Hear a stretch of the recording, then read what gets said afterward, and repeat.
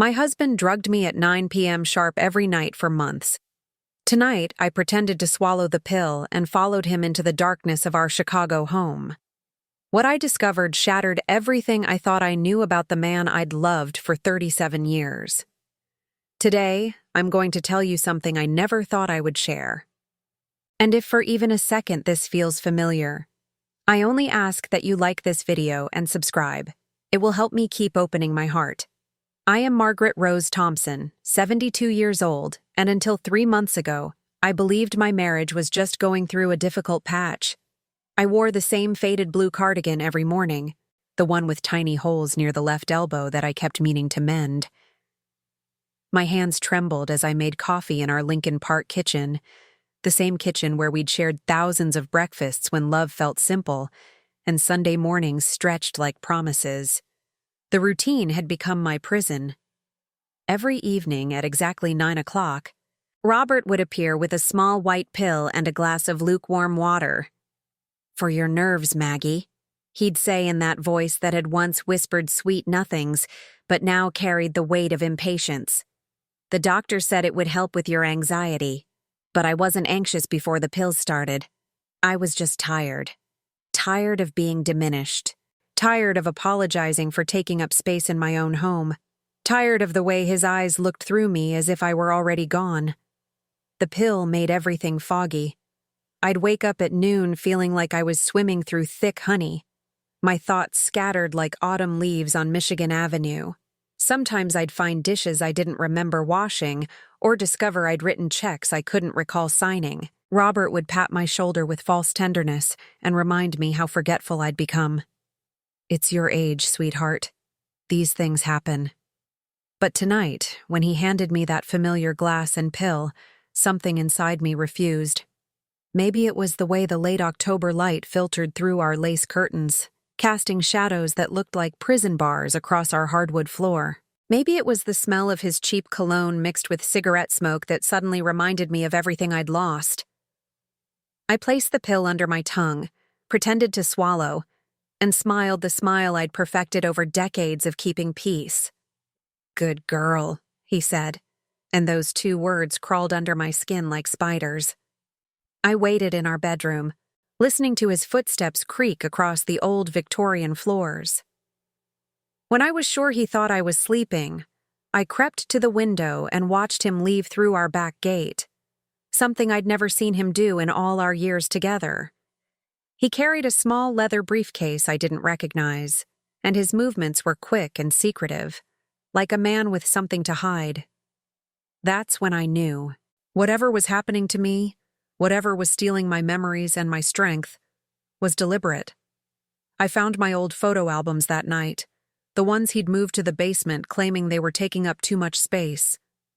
There I was at 25, radiant in my wedding dress, holding his hand in front of Holy Name Cathedral. My eyes sparkled with hope and dreams of growing old together with dignity and love. I traced my younger face with fingers that now bore age spots and arthritis, wondering when I'd stopped recognizing the woman in the mirror. The photos told a story of gradual erasure. In early pictures, I stood tall, my smile genuine and bright. By our 10th anniversary, my shoulders had begun to hunch slightly. By our 20th, my eyes held a cautious uncertainty. By our 30th, I looked like someone apologizing for existing. The progression was subtle, but undeniable, like watching a flower wilt in slow motion. I had expected to age with grace beside the man I loved. Instead, I found myself trapped in shadows of my own making, complicit in my own disappearance. Let me tell you about the sacrifices I made, because I need you to understand how we got here. Maybe you'll recognize yourself in my story, or maybe you know someone who needs to hear this. When Robert lost his job at the insurance company 15 years ago, I sold my grandmother's pearl necklace to cover our mortgage. The pearls had been in our family for 3 generations, passed down with whispered stories of love and resilience. "It's just jewelry, Maggie," Robert said when I hesitated. "Family is more important than baubles." So I walked into that pawn shop on North Clark Street, my heart breaking with each step, and traded my heritage for his pride. When our son Danny needed money for graduate school, I emptied my savings account from the small bookstore I'd run for 20 years. Literary escapes had been my sanctuary, a place where elderly customers would linger over coffee and discuss their favorite novels. I knew every regular by name, remembered their preferences, celebrated their birthdays with special book recommendations. But Danny needed help, and Mother's sacrifice without question. I sold the business to a chain that gutted its soul and turned it into another generic coffee shop. "Mom, you didn't have to do that," Danny said when I told him, but his relief was palpable. He was drowning in student loans, and I was his life raft. What kind of mother would I be if I let him sink? When our daughter Sarah's marriage fell apart and she needed a place to stay with her 2 young children, I converted my sewing room into a nursery and spent my days caring for my grandchildren while she rebuilt her life. I loved those children fiercely, but Robert grew increasingly irritated by their noise and mess. "This house isn't a daycare center," he'd mutter, and I'd shush the children, apologize for their laughter, dim their natural joy to keep peace. Each sacrifice felt righteous at the time. I was being a good wife, a good mother, a good grandmother. But with every piece of myself I gave away, I became smaller, quieter, more apologetic for taking up space in my own life. The day I collapsed in our kitchen 3 years ago, Sarah found me unconscious by the refrigerator. At the hospital, doctors said my blood pressure was dangerously low and I was severely dehydrated. Robert sat beside my bed looking concerned, but when the nurse asked about my medication, he answered before I could speak. "She's been having trouble remembering to take care of herself," he said with a sad smile. "It's been hard to watch. Even then, even lying in that hospital bed with IV tubes in my arm, I felt guilty for worrying everyone. I apologized to the nurses for being a bother, apologized to my children for scaring them, apologized to Robert for the hospital bills. The word sorry had become my most frequent utterance, worn smooth by constant use like a stone rubbed by countless hands. The microaggressions started so gradually, I almost didn't notice them. Robert began commenting on my appearance with backhanded observations. "That dress makes you look wider than usual," he'd say while adjusting his tie in our bedroom mirror. "Maybe try something less noticeable." When I'd cook his favorite roast beef dinner, he'd pick at it and mention how his colleague's wife made it better. "Not that yours is bad, Maggie. It's just different." He stopped asking about my day or my opinions on the news. During dinner, he'd scroll through his phone while I tried to make conversation, responding with grunts or half-hearted mm-hms. When I suggested we take a weekend trip to Door County like we used to, he looked at me with genuine surprise. "Why would we do that? We're too old for such nonsense." My birthday last year was a particularly cruel reminder of how invisible I'd become. I woke up expecting maybe a card or flowers, perhaps dinner at our old favorite restaurant downtown. Instead, Robert had forgotten entirely. When I gently reminded him, he slapped his forehead theatrically. "Oh, Maggie, I'm sorry. I'll pick something up tomorrow." Tomorrow came and went with no mention of my 72nd year of existence. Our wedding anniversary was similarly ignored.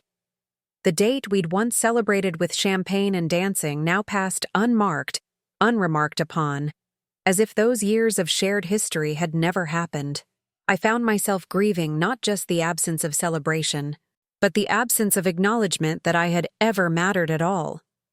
When I caught pneumonia this past winter, Robert seemed inconvenienced by my illness.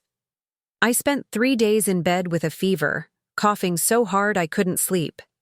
He brought me water when I asked, but with visible frustration, as if caring for his sick wife was an unreasonable burden. When I asked him to pick up my prescription, he sighed heavily and made me feel guilty for needing medication to breathe. "Money's tight, Maggie," he said when I mentioned the doctor recommended a humidifier. "We can't spend frivolously on every little thing." But I'd seen the credit card statements. I knew about his expensive lunches downtown, his new golf clubs, his suddenly expanding wardrobe. Money was only tight when it came to my needs. The night I made the discovery that changed everything was February 14th, Valentine's Day.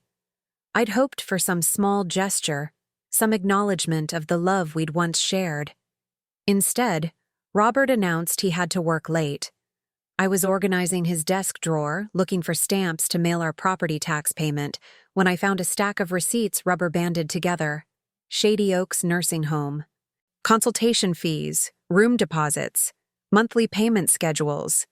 My hands trembled as I read through them, my heart pounding so hard I could hear it in my ears.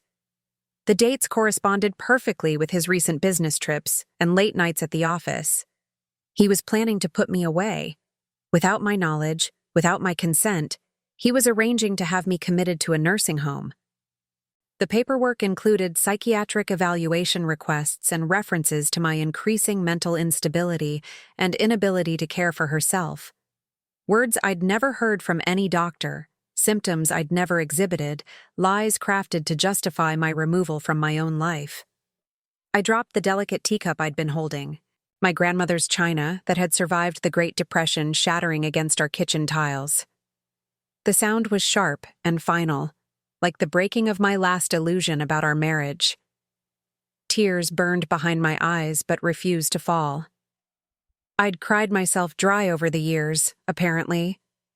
Standing there among the broken pieces, I caught my reflection in the microwave door. The woman staring back at me was hollow-eyed and defeated, her gray hair limp and lifeless, her posture curved inward as if trying to disappear. When had I become this ghost of myself? When had I allowed myself to be diminished to the point of erasure? For the first time in years, anger flickered in my chest. Not the quick flash of irritation I sometimes felt, but deep, righteous fury at what had been stolen from me. My voice, my choices, my dignity, my very sense of self had been eroded so gradually I hadn't realized I was drowning until I was already underwater. Could I fight back? Could I reclaim what was left of Margaret Rose Thompson? Could I say no to the pills, no to the diminishment, no to the slow destruction of my spirit? That night, I packed away our wedding photos, running my fingers over the faded lace of my dress in the pictures, remembering the woman who had once believed in happily ever after. I folded my wedding dress itself, stored in tissue paper for decades, and placed it in the bottom of an old trunk. Some chapters had to end before new ones could begin, but confronting decades of manipulation and control wouldn't be easy.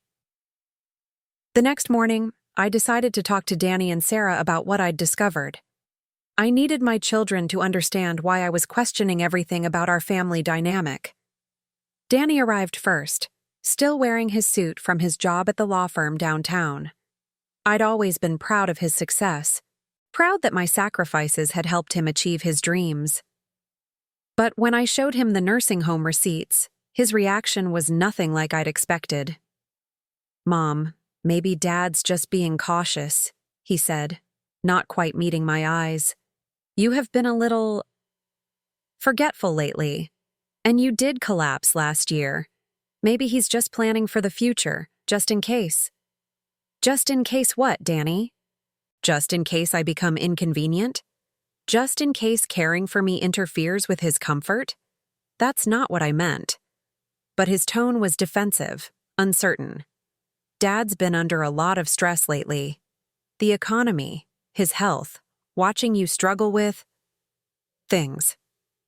What things exactly? What struggles are you seeing that I'm not aware of? Danny shifted uncomfortably in his chair, the same chair where I'd helped him with homework for 12 years, where we'd had countless heart-to-heart talks about his dreams and fears. "Well, you do repeat yourself sometimes, and you seem confused about dates and appointments.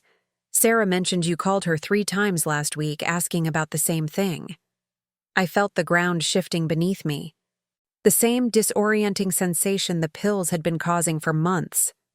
Was I losing my memory? Was I really becoming the confused old woman they seemed to see? Or was this another layer of the manipulation, turning my own children against me by convincing them I was incompetent? When Sarah arrived an hour later, she hugged me with what felt like pity rather than affection. Her eyes held that look I'd seen from nurses and social workers, the professional sympathy reserved for difficult elderly patients. My daughter, my baby girl who used to crawl into my lap for comfort, was looking at me like I was already gone. "Mom, I think we need to talk about getting you some help," she said gently, as if speaking to a child. "Not a nursing home necessarily, but maybe someone to come in during the day. Just to make sure you're taking your medications and eating properly. I take care of myself perfectly well, Sarah. I've been taking care of this entire family for decades. But you're older now, Mom. Things change. Dad showed me the grocery list you wrote last week where you wrote milk 4 times, and you left the stove on Tuesday night after making dinner. What if there had been a fire?"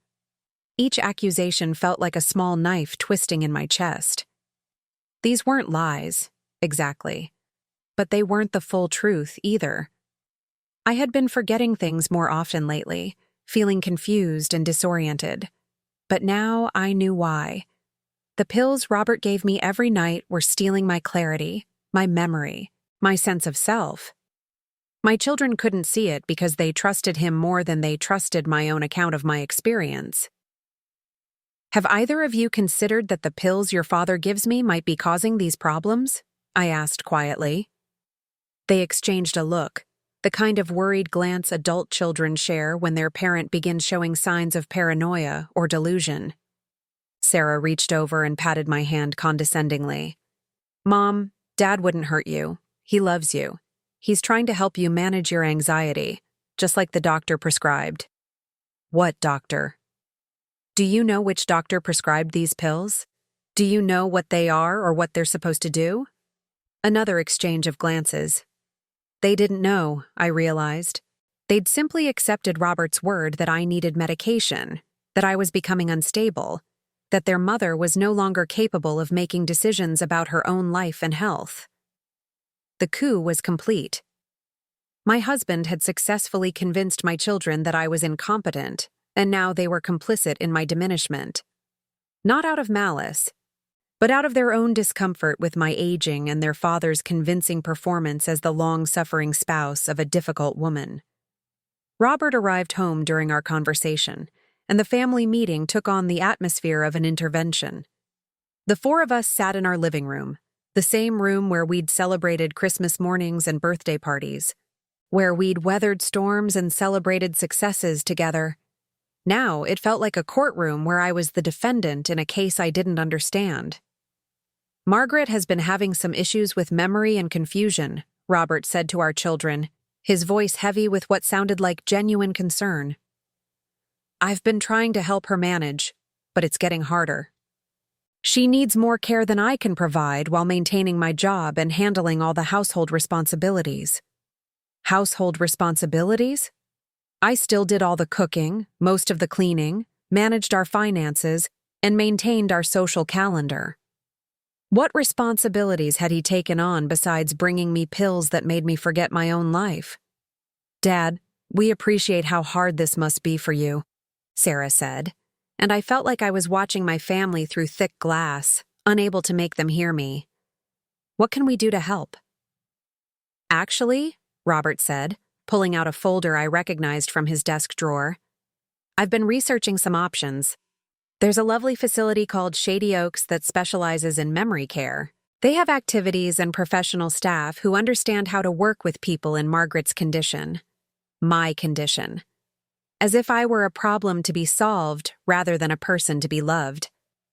"I don't have a condition," I said, my voice stronger than it had been in months. "I have been drugged every night for months by a husband who has convinced all of you that I'm incompetent, so you won't question his decisions about my life."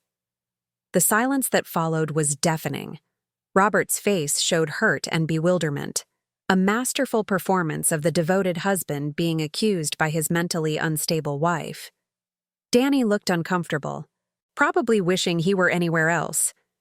Sarah's expression was pure pity, the look you might give a homeless person talking to invisible enemies. "Mom," Sarah said gently, "this is exactly what we're worried about. These paranoid thoughts, these accusations against Dad. This isn't like you." But it was like me, I wanted to scream. This was exactly like me. I had always questioned, always stood up for what was right, always fought for the people I loved. The woman who accepted diminishment and abuse wasn't me at all. She was a chemically induced shadow, a ghost created by months of systematic drugging and psychological manipulation. In the kitchen later that evening, while our children discussed my future like I wasn't capable of participating, my neighbor Lydia knocked on our back door. Lydia Martinez had lived next door for 8 years, ever since her husband Carlos passed away from cancer. She was 75, sharp as a tack, and had been watching our family dynamics with increasingly concerned eyes. "Margaret, honey, could I borrow some sugar?" she asked, but her eyes were scanning my face with worry. "You look tired." Something about her genuine concern, so different from the pitying worry of my family, broke something open inside me. Without meaning to, I started crying for the first time in months.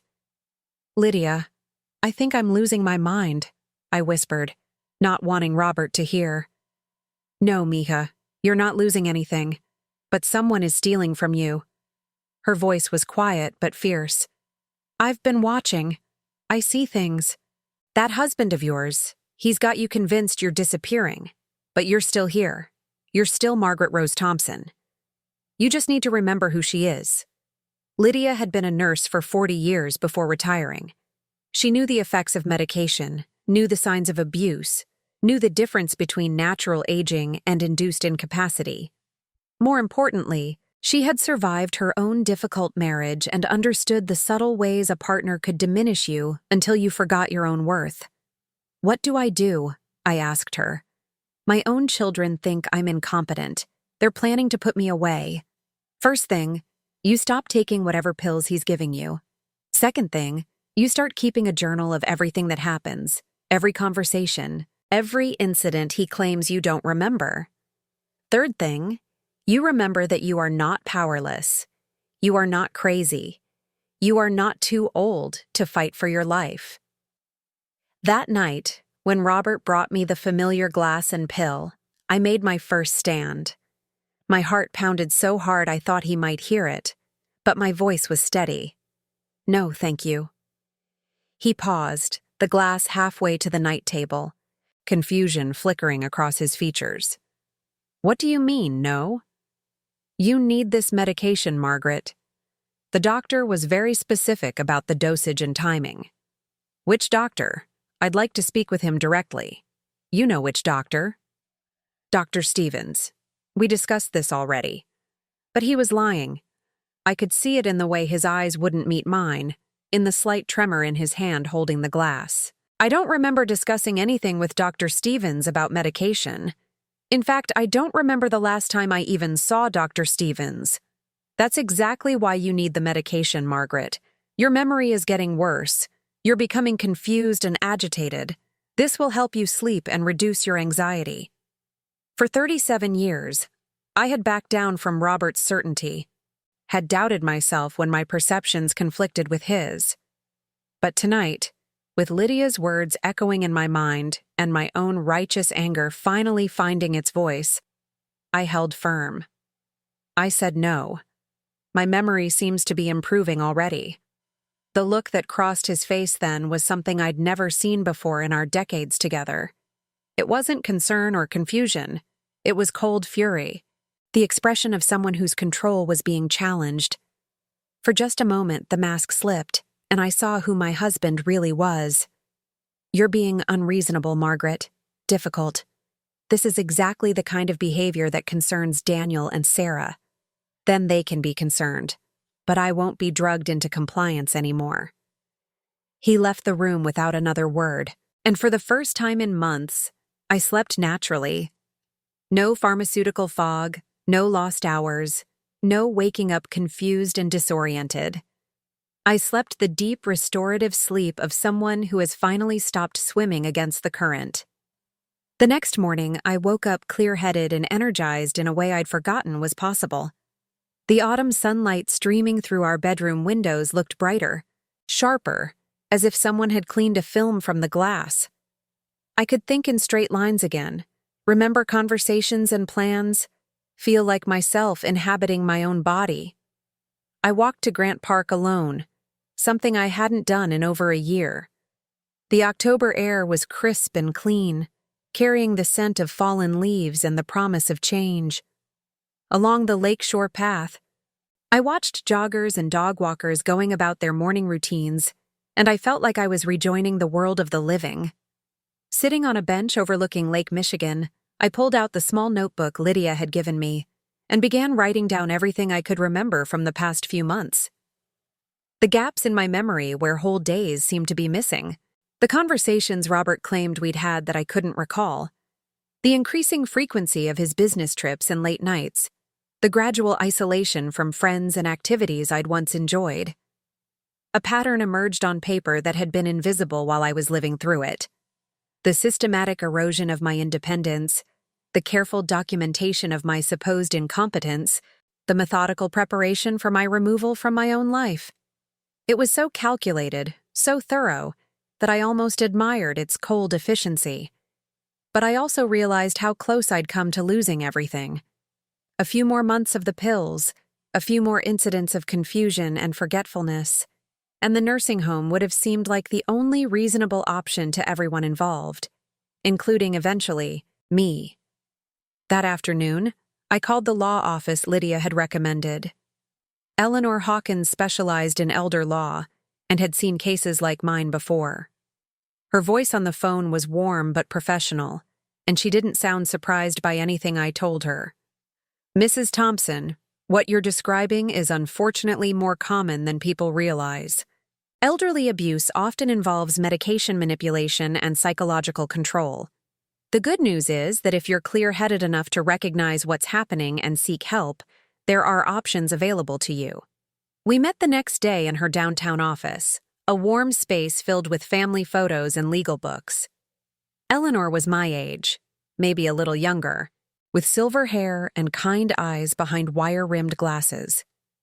She listened to my story without judgment or skepticism, taking careful notes and asking thoughtful questions. "First, we need to document your mental competence with an independent psychiatric evaluation. If someone has been claiming you're incompetent, we need medical proof that you're not. Second, we need to identify what medications you've been given and establish that they were administered without proper medical supervision. Third, we need to protect your assets and legal rights before anyone can act on the nursing home plans." She explained the legal process with patience and clarity, never talking down to me or treating me like a confused old woman who needed things simplified. For the first time in months, I felt like my intelligence and judgment were being respected rather than questioned. "Mrs. Thompson, I want you to understand something important," she said as our meeting concluded. "Taking control of your life after decades of manipulation isn't just brave, it's your right. You don't need anyone's permission to refuse medication, to make your own medical decisions, or to live in your own home. Age doesn't make you incompetent, and marriage doesn't make you property." Walking out of her office, I felt something I'd almost forgotten: hope. Not just for escape from a bad situation, but for the possibility of rediscovering who I was beneath all the years of diminishment. At 72, maybe it wasn't too late to become myself again. The confrontation I'd been dreading came sooner than expected. Robert had noticed my increased clarity and independence, and it made him desperate.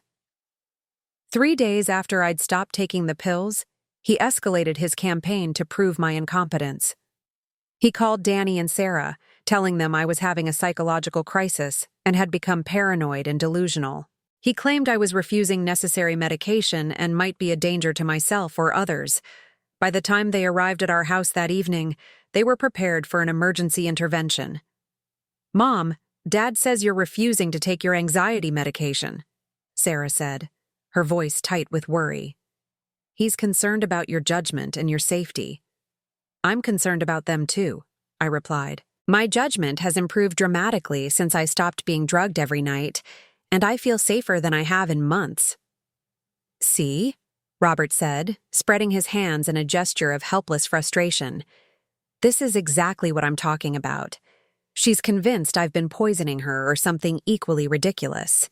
She's completely lost touch with reality. Danny shifted uncomfortably in his chair. As a lawyer, he was trained to listen to evidence and ask questions. But as a son, he was caught between conflicting loyalties and his own discomfort with family drama.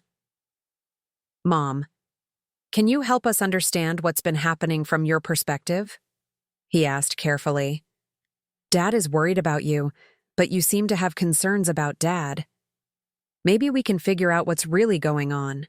It was the first time in months that anyone had asked for my perspective, rather than simply accepting Robert's version of events. I seized the opportunity to present the evidence I'd been gathering, the nursing home receipts, the timeline of my cognitive decline corresponding with the start of the pills, the lack of any legitimate medical consultation about my supposed anxiety medication. Daniel, you're a lawyer. Look at this documentation. Does this look like someone planning for my future care, or someone planning to have me committed without my knowledge or consent? Danny examined the papers with professional attention, and I could see the moment when the legal implications became clear to him. His face grew serious as he read through the nursing home contracts and psychiatric evaluation requests. Dad, this looks like you were planning to have Mom committed involuntarily. These forms request competency evaluations based on symptoms and incidents that aren't documented anywhere. Did you consult with her doctor about any of this? Robert's composure began to crack under his son's questioning. The concerned husband facade faltered, revealing flashes of anger and frustration underneath. She needs help, Daniel. Professional help. I've been trying to manage her increasing confusion and paranoia, but it's beyond what I can handle at home. Sometimes you have to make difficult decisions for people you love when they're no longer capable of making those decisions themselves. But who determined that I'm not capable of making my own decisions? I asked.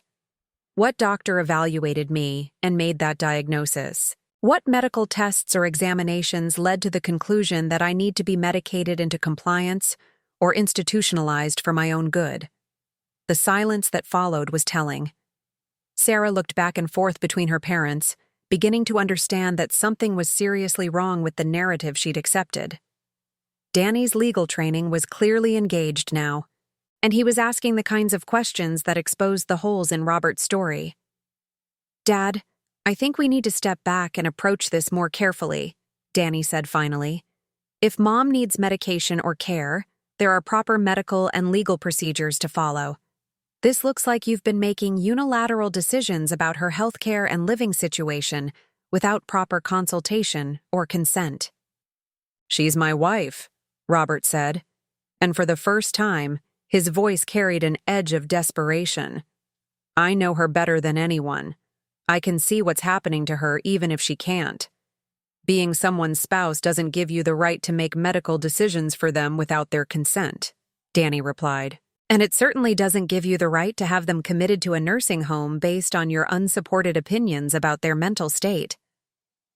The family meeting that had started as an intervention for my delusions was turning into something very different. My children were beginning to see their father not as my devoted caregiver, but as someone who had been systematically undermining my autonomy and preparing to strip away my rights without due process. But Robert wasn't finished fighting. If legal manipulation wouldn't work, he was prepared to try emotional blackmail. Thanksgiving arrived like a storm cloud on the horizon, heavy with the promise of family drama and forced togetherness. I'd been dreading the holiday for weeks, knowing it would be Robert's opportunity to rally the extended family to his version of events and paint me as an ungrateful, unstable wife who was breaking apart our family with paranoid accusations. Our dining room was decorated with the same autumn colors we'd used for decades. The table set with my grandmother's china and crystal glasses that had survived the Great Depression and 2 world wars. The irony wasn't lost on me that these family treasures would outlast the family that had treasured them. Sarah's children, my precious grandchildren, were excited about the holiday and oblivious to the adult tensions swirling around them. 8-year-old Emma helped me arrange flowers in the center of the table, chattering about her school play and her new friend who collected rocks. 5-year-old Michael showed me his latest drawings, proud stick figure portraits of our family where everyone was smiling and holding hands. Looking at their innocent joy, I wondered what story they would eventually be told about their grandmother's disappearance from their lives. Would they remember me as the woman who read them bedtime stories and baked their favorite cookies? Or would they learn to think of me as the confused old lady who became too difficult for the family to handle? Robert's sister Helen and her husband Bob arrived first, followed by my brother Frank and his wife Marie. The house filled with familiar voices and laughter, the sounds of a family gathering that should have brought comfort, but instead felt like a tribunal convening to judge my fitness for continued membership in my own life. During dinner preparation, I overheard Robert talking quietly to Helen in our kitchen, his voice carrying just enough for me to catch fragments of conversation about my deteriorating condition and the difficult position it was putting the family in. Helen's responses were sympathetic murmurs and worried questions about what would happen to me if Robert could no longer cope with my care needs. The narrative was spreading like a virus through our family network, each retelling adding new details about my incompetence and Robert's heroic patience. By the time we sat down to dinner, I could feel the subtle shift in how everyone was treating me. Their voices were a little louder and slower when they spoke to me, their smiles a little more forced and pitying, their attention a little more carefully managed, as if I might say something embarrassing or inappropriate at any moment. But I had surprises of my own planned for this Thanksgiving gathering. As we passed around the turkey and stuffing, making small talk about weather and children's school activities, I excused myself from the table and went to our bedroom. From my jewelry box, I retrieved our wedding photo, the formal portrait that had sat on our mantelpiece for 37 years.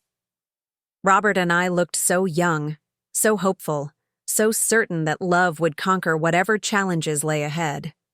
I also gathered several other items: my marriage certificate, the deed to our house with both our names on it, and a folder containing bank statements and investment documents showing the retirement savings I'd contributed to over decades of working and careful money management. When I returned to the dining room, the conversation stopped. Something in my posture or expression had changed the atmosphere, shifting from a family dinner to something more serious and formal. "I want to show everyone something," I said, placing the wedding photo in the center of the table next to the turkey platter. "This is Robert and me on our wedding day, November 23rd, 1986. Look at my face in this picture. Do you see a weak woman? Do you see someone who lacks judgment or intelligence?" The family members exchanged glances, unsure where this was heading, but sensing that the comfortable narrative they'd been told was about to be challenged.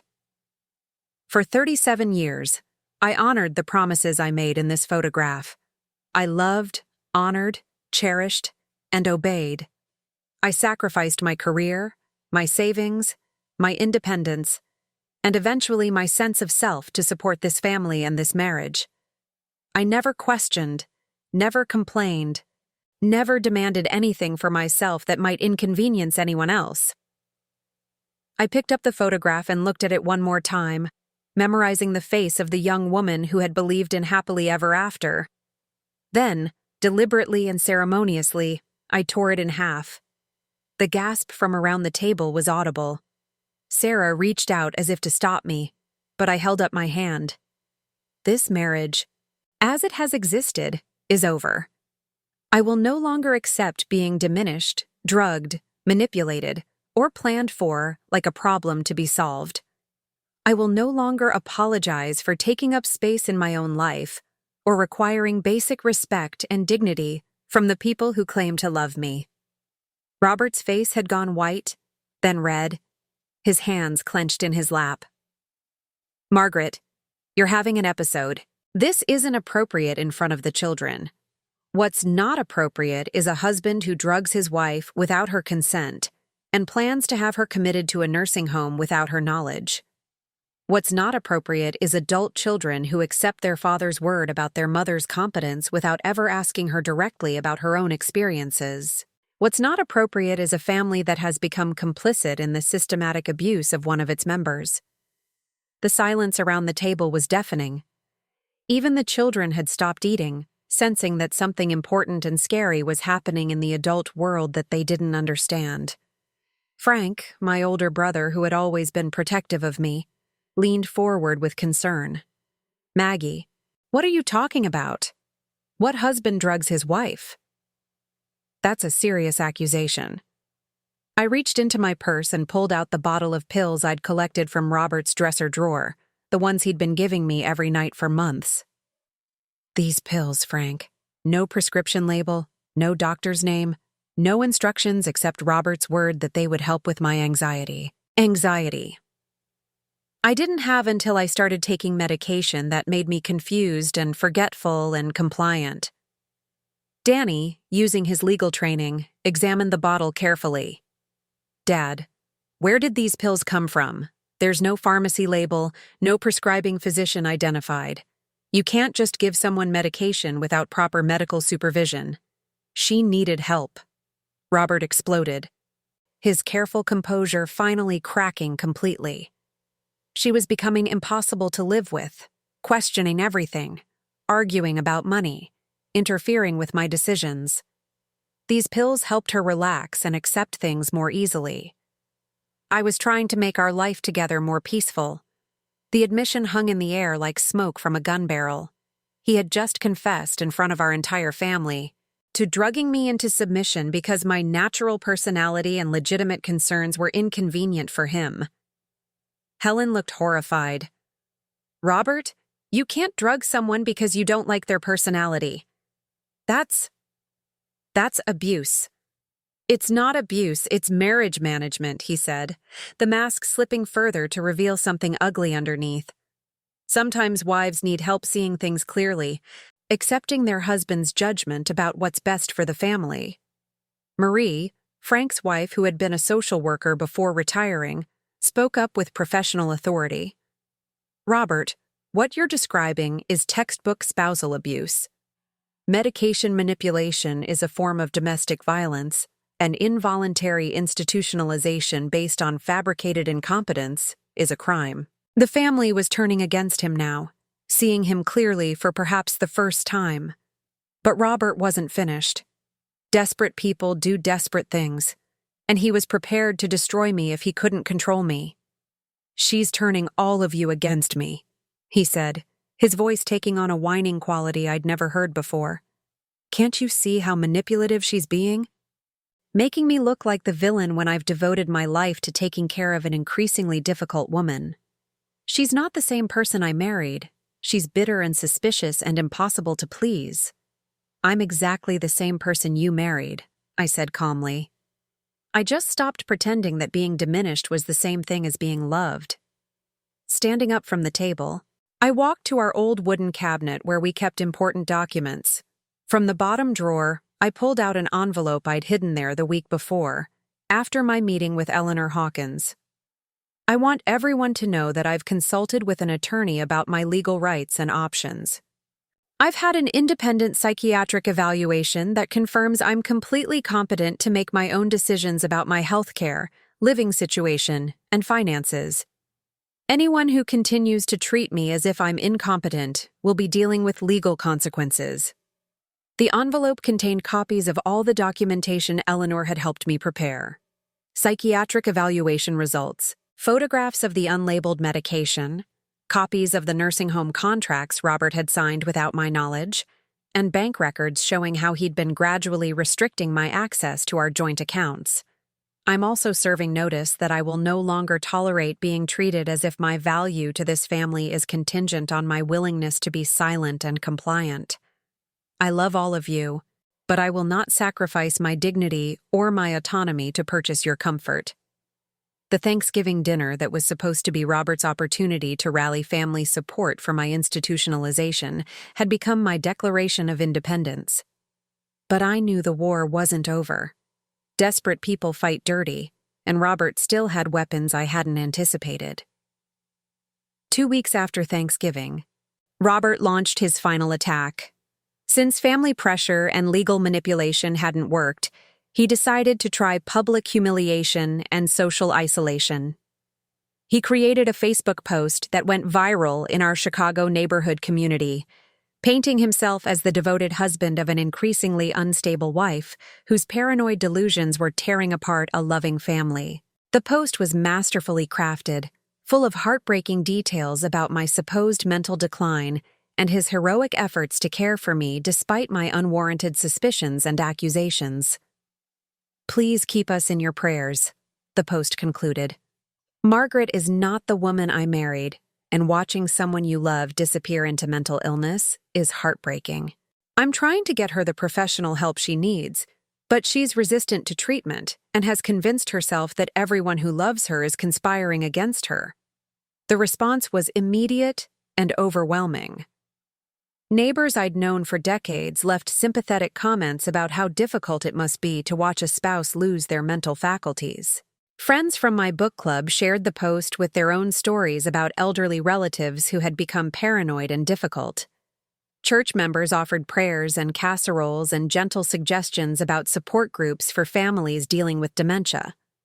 Within hours, my phone was ringing constantly with well-meaning calls from people who had seen the post and wanted to offer Robert their support and me their pity. Each conversation was excruciating, a careful dance around the assumption that I was mentally ill and Robert was a saint. The social isolation was swift and complete. Invitations to coffee dates and book clubs stopped coming. When I went to the grocery store or walked through the neighborhood, conversations would stop when people saw me, followed by worried whispers and sympathetic glances. I had become the neighborhood crazy lady, to be handled with kid gloves and discussed in hushed, pitying tones. But this time, instead of crumbling under the social pressure or doubting my own perceptions, I felt a cold fury that burned clean and bright. Robert had miscalculated. By making our private battle public, he had given me an opportunity to tell my side of the story to an audience I hadn't had access to before. I spent 3 days crafting my own Facebook response, working with Eleanor Hawkins to ensure that everything I said was legally accurate and defensible. When I posted it, I included photographs of the unlabeled medication, copies of my psychiatric evaluation results, and scanned images of the nursing home contracts. My husband posted about my supposed mental illness without my knowledge or consent, I wrote.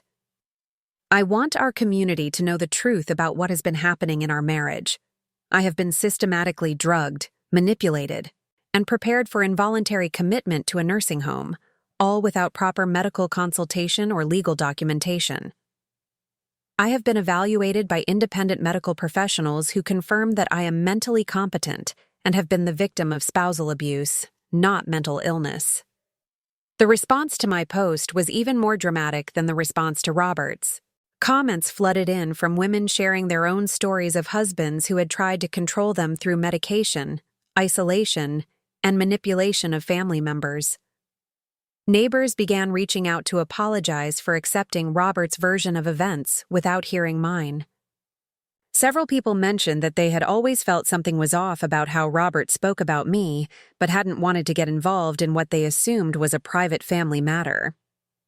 The tide of public opinion shifted rapidly and decisively. Robert went from being seen as a long-suffering husband to being viewed as an abusive spouse who had been caught trying to destroy his wife's reputation to cover his own crimes. The social media battle that he thought would isolate and discredit me instead exposed him to the judgment and condemnation of our entire community. But the most important victory wasn't social or legal, it was personal. For the first time in decades, I had defended myself publicly and uncompromisingly. I had refused to accept being diminished, even when the cost of fighting back was social disapproval and family conflict. I had chosen dignity over peace, truth over comfort, self-respect over the approval of people who would rather believe a lie than confront an uncomfortable reality. Standing in my kitchen the morning after my Facebook post went viral, reading through messages of support from friends I thought I'd lost, and strangers who recognized my story as their own, I felt something I hadn't experienced in years: pride. Not the quiet satisfaction of being a good wife and mother, but the fierce pride of being a strong woman who had refused to disappear without a fight. The transformation wasn't just internal. Looking in my bathroom mirror that morning, I saw changes that went beyond psychology. My posture was straighter, my eyes brighter, my expression more alert and confident. The gray pallor that had settled over my skin during the months of drugged compliance was giving way to a healthier color. I looked like someone who was inhabiting her own life rather than merely surviving it.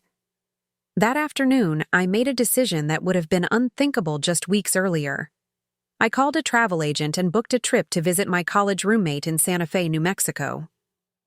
Patricia and I had kept in touch over the years but hadn't seen each other in person for over a decade. She had invited me many times to visit her adobe house in the desert, but I had always declined, citing Robert's work schedule or family obligations, or the expense of traveling. Margaret Rose Thompson. Is that really you? Patricia's voice on the phone was warm with delight and surprise. I saw your Facebook post, honey. Good for you for fighting back. When can you come? I'll clear my calendar for as long as you want to stay. Making travel arrangements, packing a suitcase, imagining myself in a different landscape surrounded by art and friendship and conversation that didn't revolve around my supposed incompetence felt like the most revolutionary act of my life. For 72 years, I had defined myself in relation to other people's needs and expectations. For the first time, I was making plans based solely on what I wanted to do and where I wanted to be. Robert was furious about the trip, of course. He accused me of running away from our problems, abandoning my responsibilities, and spending money frivolously on unnecessary luxuries. But his words had lost their power over me. I could see them now for what they were, attempts to control me through guilt and manipulation rather than legitimate concerns about my choices. I'm not running away from anything, Robert, I said, as I folded desert-appropriate clothing into my suitcase. I'm walking toward something. There's a difference. What about me? What about our marriage? Are you just going to abandon everything we've built together? What we built together was a relationship where I gave up everything, and you gave up nothing. What I'm abandoning is my participation in my own diminishment. The marriage ended the day you decided to drug me into compliance rather than respect me as an equal partner. He tried several more tactics, threatening divorce, claiming financial hardship, suggesting that traveling alone at my age was dangerous and irresponsible. But each argument only reinforced my decision to leave. A man who truly loved me would have been excited about my opportunity for friendship and adventure, not threatened by my independence and joy. The flight to New Mexico was my first time traveling alone in over 30 years. Sitting by the airplane window, watching Chicago disappear beneath the clouds, I felt a lightness that had nothing to do with altitude. I was literally and figuratively rising above the circumstances that had defined my life for so long. Patricia met me at the Albuquerque airport with a smile that could have powered the city. She looked healthy and vibrant at 73, her silver hair cut in a stylish bob, her turquoise jewelry bright against her tan skin. This was what 70-something could look like when you weren't spending your energy fighting for basic dignity and respect. You look tired, honey, she said, as we drove through the desert landscape toward Santa Fe. But you also look like you're waking up. I can see the Margaret I knew in college starting to shine through again. Her house was a revelation. Walls covered with art she had collected or created herself. Bookshelves filled with volumes that showed evidence of being read and reread. A garden where she grew enough vegetables to feed herself and share with neighbors. Every room reflected her personality and interests. A stark contrast to my Chicago home where my preferences had been gradually subsumed into Robert's vision of appropriate domesticity. This is what it looks like when you get to make your own choices about how you want to live, Patricia said, showing me the guest room where I would be staying. After Harold died 10 years ago, I realized I had spent 40 years of marriage compromising my tastes to match his. It took me 3 years to figure out what colors I actually liked, what kind of furniture made me comfortable, even what foods I enjoyed eating when I didn't have to consider anyone else's preferences. We stayed up late that first night, talking like the college girls we used to be. Patricia told me about her journey from corporate wife to independent woman, the mistakes she'd made along the way, the loneliness she'd had to endure to maintain her freedom and dignity. I told her about the pills, the nursing home plans, the systematic erosion of my identity, and the recent battle to reclaim my life. The hardest part, she said as we sat on her porch watching stars emerge in the clear desert sky, was learning to trust my own judgment again. When someone spends years telling you that your thoughts and feelings are wrong or unreasonable or symptoms of illness, you start to doubt everything about yourself. Getting back to a place where you can make decisions based on your own values and desires rather than fear of disapproval is like learning to walk again after a long illness. I spent 2 weeks in Santa Fe, hiking in the mountains, visiting art galleries, attending lectures at the local college, cooking meals from fresh ingredients we bought at the farmer's market.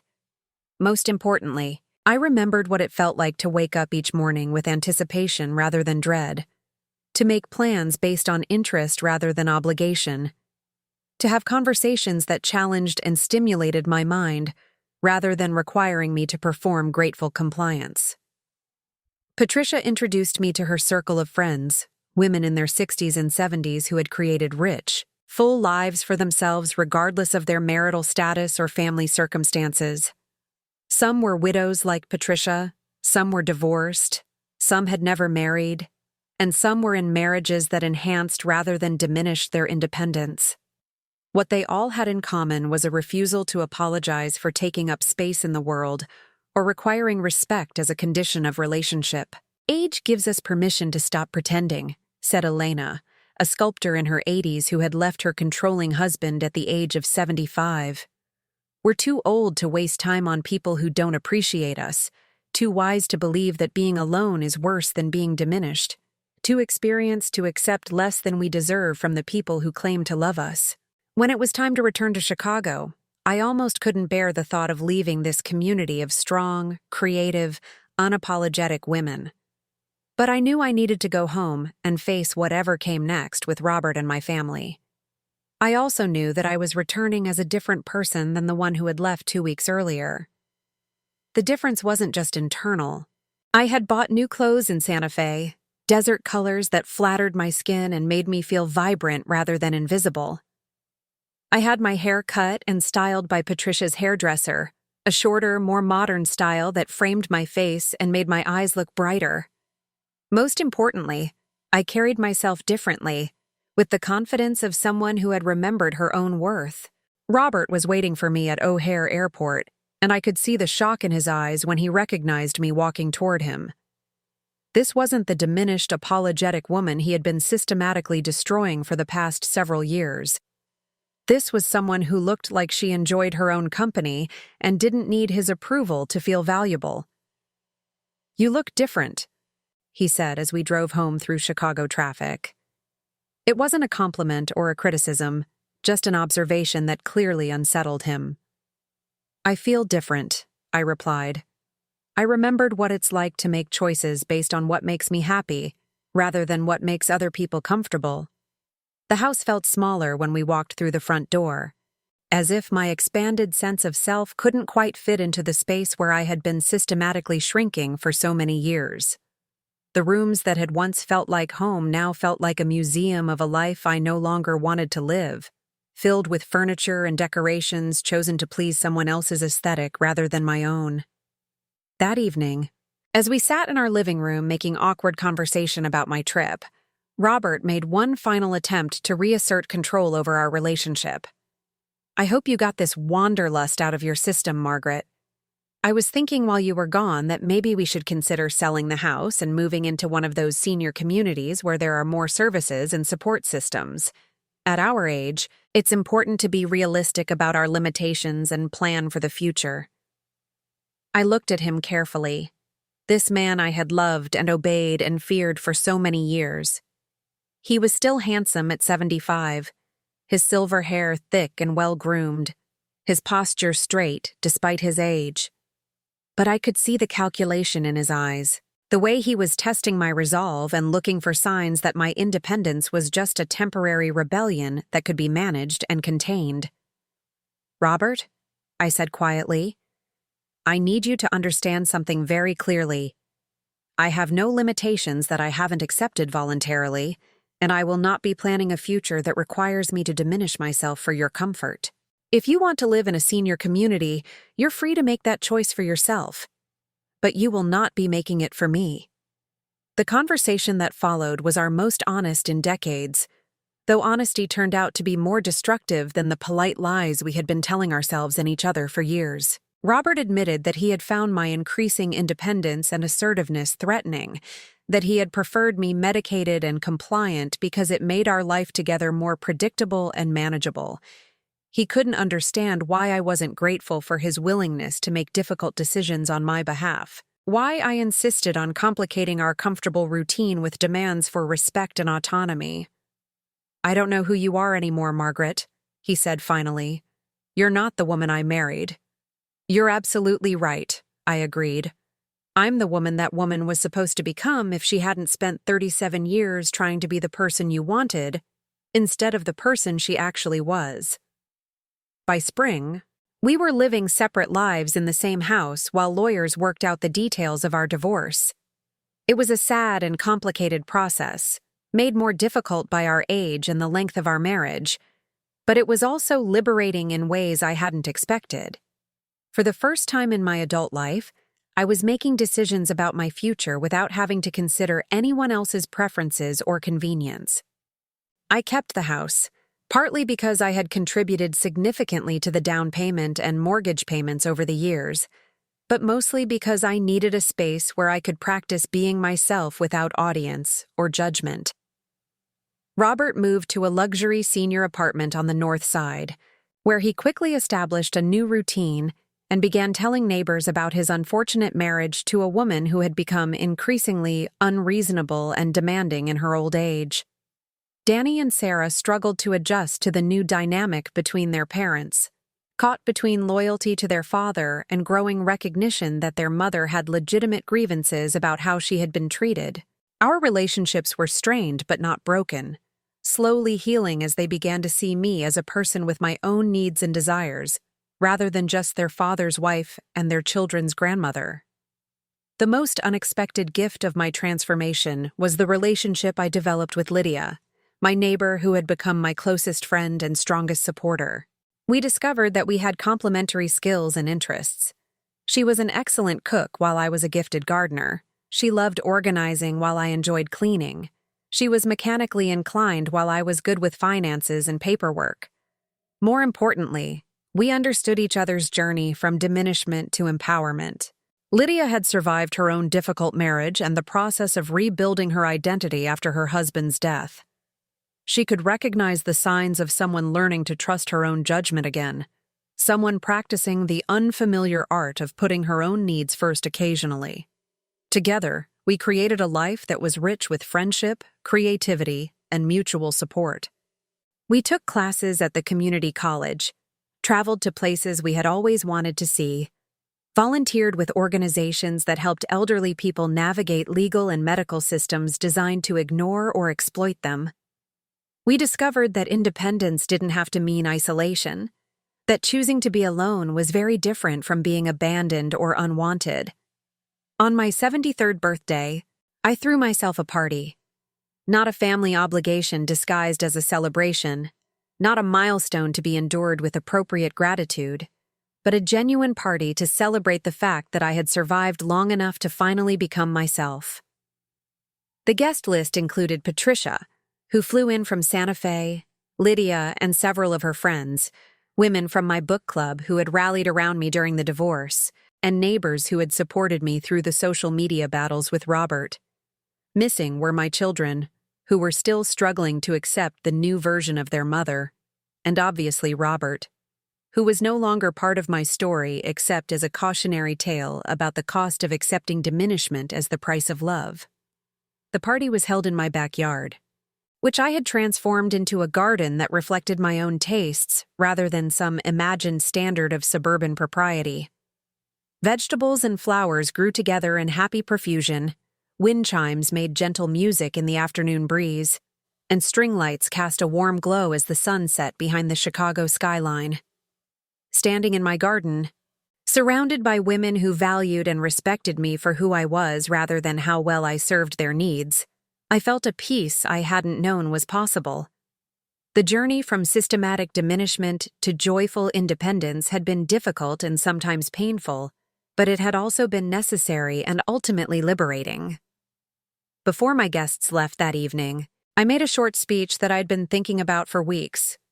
"A year ago, I was disappearing," I began. "Someone who claimed to love me was systematically erasing my memories, my judgment, my autonomy, and ultimately my sense of self. I was so close to being completely gone that I almost didn't recognize the danger until it was too late." The women around me nodded with recognition. Too many of them had their own stories of partners or family members who had tried to diminish them, control them, or convince them that their own perceptions and desires were symptoms of illness or selfishness rather than expressions of legitimate selfhood. But I want you to know that it's never too late to come back to yourself. It's never too late to say no to people who claim that loving them requires you to disappear. It's never too late to choose dignity over peace, authenticity over approval, self-respect over the comfort of others. I raised a glass of the wine Patricia had brought from New Mexico, a bottle from a vineyard owned by women who had started their business in their 60s and 70s. Here's to survival, to resistance, to the courage it takes to become yourself at any age. Here's to the women who refuse to apologize for taking up space in the world. Here's to all of us who have learned that being alone is infinitely preferable to being diminished by people who are supposed to love us. The toast that followed was loud and enthusiastic, a celebration not just of my birthday, but of all our various journeys toward self-respect and independence. Later, as I cleaned up glasses and plates in my kitchen, I reflected on how different this celebration was from the birthday Robert had forgotten the year before. This wasn't a party thrown for me by people who felt obligated to acknowledge my existence.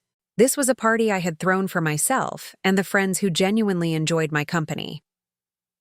6 months later, I received an unexpected phone call from Emma, my 8-year-old granddaughter. Sarah had been slowly warming to the idea that her mother might have legitimate reasons for divorce, and she had apparently decided that her children deserved to know their grandmother as she actually was, rather than as Robert had portrayed her. "Grandma Maggie, Mommy says you live by yourself now and you have a really cool garden," Emma said in that direct way that children approach complicated adult situations.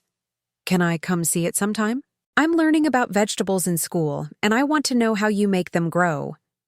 That phone call was the beginning of a new relationship with my grandchildren, one based on mutual interest and affection rather than obligation and performance. Emma loved helping me plant seeds and harvest vegetables, learning about the magic of growth and change that happens when you provide the right conditions and then trust the natural process. Michael enjoyed the wind chimes and bird feeders, spending quiet hours observing the wildlife that visited our urban oasis. Most importantly, they got to know me as a person with interests, opinions, and stories of my own, rather than just as the grandmother who was expected to bake cookies and provide unconditional approval of their parents' decisions. They learned that their grandmother was someone who had traveled to different places, read interesting books, and made choices about how she wanted to live her life. "Grandma, why did you and Grandpa get divorced?" Emma asked one afternoon as we were weeding the tomato plants together. "Because we wanted different things," I answered honestly. "I wanted to be treated with respect and make my own decisions about my life. He wanted me to do whatever he thought was best without questioning him. Those two things couldn't exist in the same marriage." "But don't people who love each other want each other to be happy?" she asked with the logical clarity that children bring to complex situations. "Yes, they do." And that's how I knew he didn't really love me the way I needed to be loved. These conversations with my grandchildren were some of the most meaningful of my new life. They reminded me that authenticity is a gift we give not just to ourselves, but to the people around us, especially the children who are learning what healthy relationships look like by watching the adults in their lives. A year after my divorce was finalized, I received another unexpected communication, this time from Robert himself. He had been diagnosed with early-stage dementia, and apparently the diagnosis had triggered some self-reflection about his behavior during our marriage. The letter was handwritten, which surprised me. Robert had always preferred email or text messages for efficiency and emotional distance. His handwriting was shakier than I remembered, but the words were clear, and for the first time in decades, honest. "Margaret," he wrote, "I know you probably don't want to hear from me, but I need to tell you something before my mind gets worse, and I lose the ability to think clearly about what happened between us. The doctors say that sometimes people with my condition become more honest about things they've been hiding or denying, and I think that's happening to me now." The letter went on to acknowledge, directly and without excuses, that he had systematically manipulated and controlled me during our marriage. He admitted to giving me medication without proper medical supervision, planning to have me committed without my knowledge or consent, and deliberately undermining my confidence and independence because my strength and autonomy threatened his sense of control.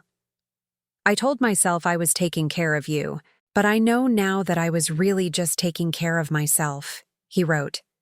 "I was afraid of getting old and becoming irrelevant, so I made you smaller to make myself feel bigger.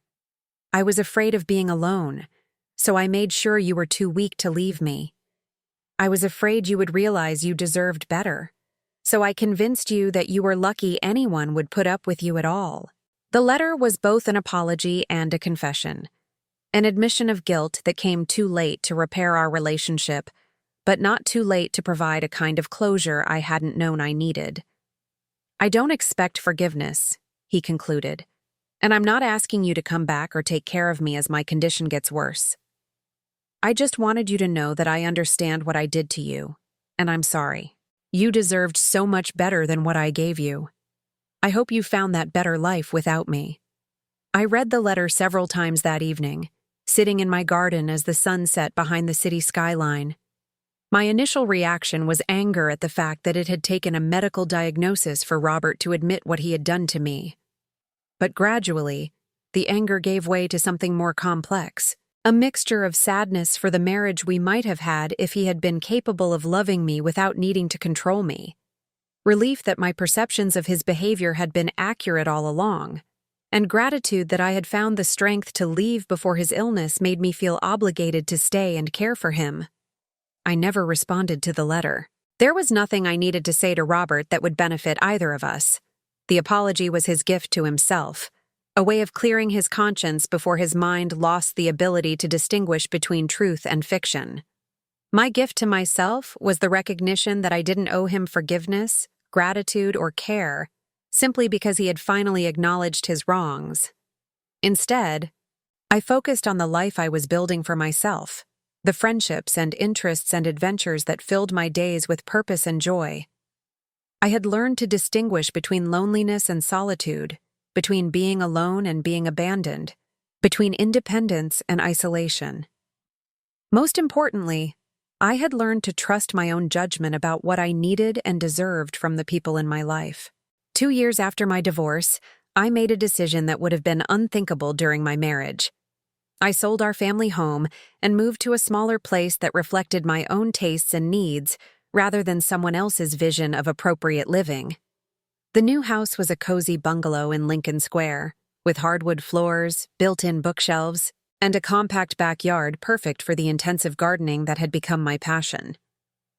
The moving process was emotionally complicated, requiring me to sort through decades of accumulated possessions and decide what belonged in my new life, versus what had only existed to support relationships and routines that no longer served me. I donated boxes of china and crystal that I had never liked, but had felt obligated to maintain, gave away furniture that was too large or formal for my new space, and sold household items that had been chosen for their appropriateness rather than their beauty or functionality. Most challenging was deciding what to do with the photographs and mementos from my marriage and my children's childhood. Some memories were too precious to discard despite their complicated associations. Pictures of Danny and Sarah as babies, vacation photos from the few trips where we had genuinely enjoyed each other's company, gifts from my children that reflected their love rather than their father's expectations of appropriate family dynamics. But other items had to go. The formal family portraits where my smile looked increasingly strained over the years.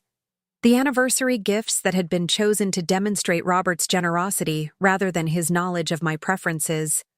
The household decorations that had been selected to impress visitors rather than to make me feel comfortable in my own home. The process of physically removing these objects from my life was surprisingly liberating. Each box donated or discarded felt like another weight lifted from my shoulders. Another step toward creating a living space that supported my authentic self, rather than a performance of someone else's idea of who I should be.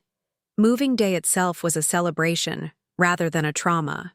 Lydia organized a group of friends to help with packing and transporting, turning what could have been a sad milestone into a community event. Patricia flew in from Santa Fe to help me arrange furniture in my new space, bringing bright textiles and southwestern art that immediately made the house feel like home. "This is what freedom looks like," she said as we arranged books on my new built-in shelves, mixing novels and poetry with cookbooks and gardening guides according to my own logic, rather than any imposed system of organization. A space that reflects your actual interests and values, rather than what you think other people expect from you. That first night in my new house, I sat in my compact but well-designed kitchen, drinking tea from a mug I had chosen for its perfect weight and feel in my hands, looking out at a backyard that would soon bloom with vegetables and flowers selected for my own pleasure, rather than their appropriateness for the neighborhood aesthetic. The silence was profound and peaceful, broken only by the gentle sounds of my own breathing and the distant hum of city life beyond my windows. For the first time in my adult life, I was living in a space that was entirely my own, decorated with objects that brought me joy, organized according to my own preferences and habits, maintained for my own comfort rather than someone else's approval. It was a small house, much smaller than the family home I had left, but it felt infinitely larger because every corner of it belonged to me. The loneliness I had feared would accompany living alone never materialized. Instead, I discovered the profound pleasure of solitude, the luxury of making decisions based solely on my own desires and schedules. I could eat dinner at 5 o'clock or 9 o'clock, depending on my appetite, read until 2 in the morning without worrying about disturbing anyone, play music that I enjoyed without considering whether it might annoy someone else. More importantly, the friends who visited my new house came because they wanted to see me, not because they felt obligated to maintain family relationships or social appearances. My living room became a gathering place for book club meetings, garden planning sessions, and long conversations about politics, art, travel, and the complex experience of aging as a woman in a culture that often treats elderly women as invisible or burdensome. "You know what I love most about coming here?" Lydia asked one evening as we sat on my back porch, sharing a bottle of wine and watching fireflies emerge in the gathering dusk. "I love that you're genuinely glad to see me when I arrive, and you're not secretly relieved when I leave. So many of the social interactions we have at our age are based on obligation or loneliness rather than genuine pleasure in each other's company." She was right. The relationships in my new life were cleaner, more authentic, based on mutual interest and affection rather than complicated histories of obligation and resentment. I had learned to distinguish between people who enhanced my life and people who drained my energy, between friends who valued me for who I was and acquaintances who only appreciated what I could do for them. This clarity extended to my relationship with my children as well. Danny and Sarah gradually came to understand that their mother's transformation wasn't a rejection of them, but a rejection of a family dynamic that had required her to minimize herself for everyone else's comfort. As I became more authentic and assertive in our interactions, they began to relate to me as a person rather than just as a source of unconditional support and approval. "I think I like you better now, Mom," Sarah said during one of our regular phone calls, a comment that was both amusing and poignant. "You're more interesting to talk to when you have opinions and preferences. I didn't realize how much I missed having real conversations with you instead of just checking in to make sure you were okay and didn't need anything." These improved relationships with my adult children were one of the unexpected gifts of my transformation. By refusing to continue playing the role of the self-sacrificing mother who existed primarily to serve their needs, I had opened space for us to develop genuine friendships based on mutual respect and shared interests. They were more likely to ask for my advice now that they knew I would give honest answers rather than just telling them what I thought they wanted to hear. The third anniversary of my divorce fell on a crisp October day, the kind of Chicago autumn afternoon that makes the city feel like the most beautiful place on earth. I spent the day in my garden, harvesting the last of the season's tomatoes and peppers, preparing my flower beds for winter, and planning next year's plantings. As I worked with my hands in the soil, I reflected on the journey that had brought me to this moment of contentment and self-possession. 3 years earlier, I had been a ghost of myself, drugged into compliance, and prepared for institutional care by a husband who preferred me diminished rather than equal.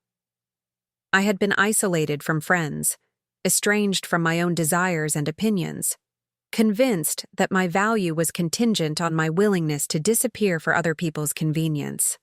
Now, at 75, I was more fully myself than I had ever been. I had opinions about books and politics and art that I expressed freely and defended confidently. I had friendships based on mutual respect and genuine affection rather than obligation and convenience. I had a living space that reflected my own aesthetic and supported my own routines. Most importantly, I had learned to trust my own judgment about what I needed and deserved from the people in my life. The transformation hadn't been easy or painless. There had been moments of loneliness when I missed the illusion of security that came with being part of a couple, even a dysfunctional couple. There had been times when I doubted my own strength and wondered if I was being unreasonably demanding in my insistence on dignity and respect. There had been family gatherings where I felt like an outsider, social situations where my independence was treated as evidence of selfishness or inability to compromise. But there had also been mornings when I woke up excited about the day ahead, evenings when I fell asleep satisfied with how I had spent my time, conversations that challenged and stimulated my mind, adventures that expanded my understanding of what was possible for a woman my age.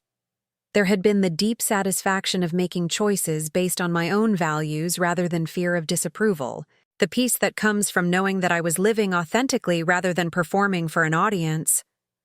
Most importantly, there had been the growing recognition that it was never too late to become yourself, never too late to refuse diminishment, never too late to insist on being treated with the respect that all human beings deserve regardless of their age, gender, or relationship status. That evening, as I sat in my living room reading a book Patricia had recommended about women who had made significant life changes in their 70s and 80s, I received a text message from an unknown number.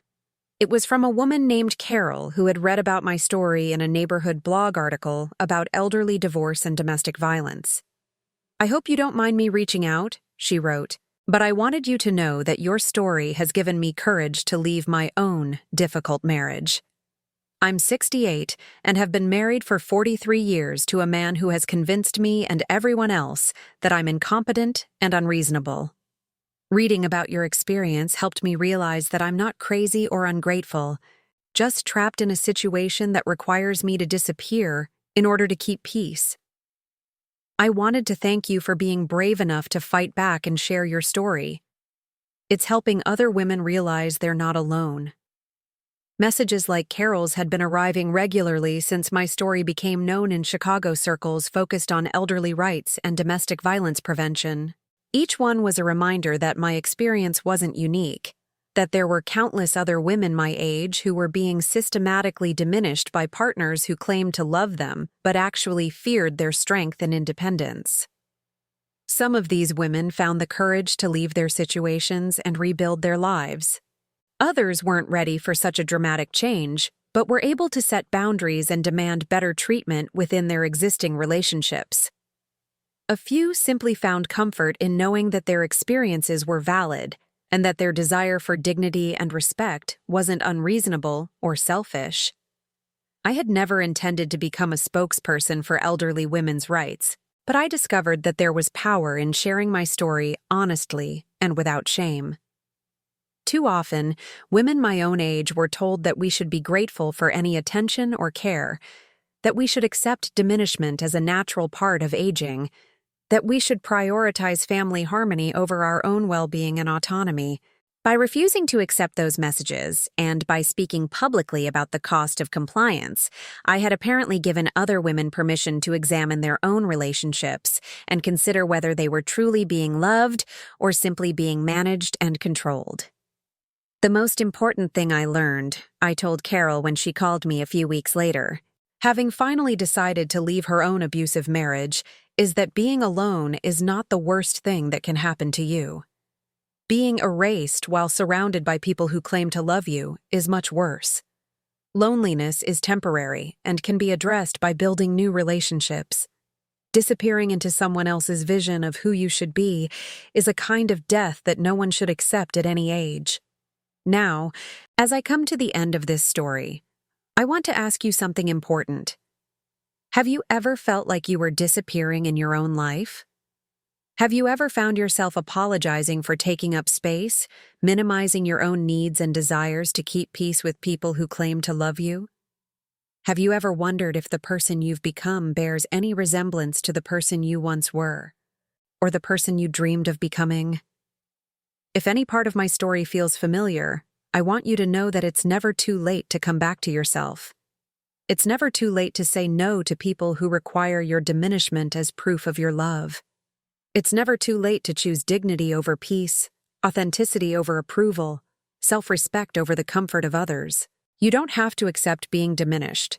You don't have to apologize for aging, for having opinions, for taking up space in the world. You don't have to buy love with your disappearance or purchase belonging with your silence. Please share your thoughts in the comments below. Have you lived through something similar, or do you know someone who has? Your story might be exactly what another person needs to hear to find their own courage. If this story touched your heart or gave you something to think about, please like this video and subscribe to this channel. When we share these experiences, we help each other remember that we're not alone and that it's never too late to reclaim our lives and our dignity. Together, we can help other people find the strength to refuse diminishment and choose themselves, regardless of their age or circumstances. Thank you for listening to my story. May you find the courage to live your own.